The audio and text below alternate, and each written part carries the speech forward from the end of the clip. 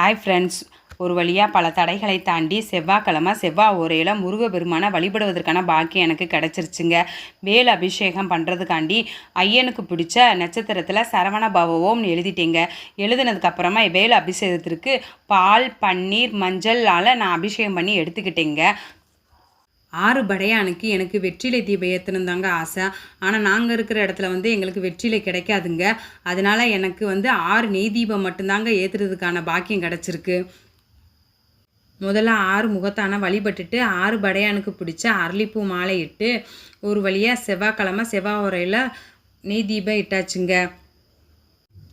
6 முகம் அருளிடும் அனுதினமும் ஏறு முகம், அனைவருக்கும் 6 முகத்தின் அருளால் ஏறு முகம் கிட்டட்டும். அடி மீது அடி வைத்து அழகான நடை வைத்து விளையாட ஓடிவா முருகா, என்னோடு சேரவா முருகா.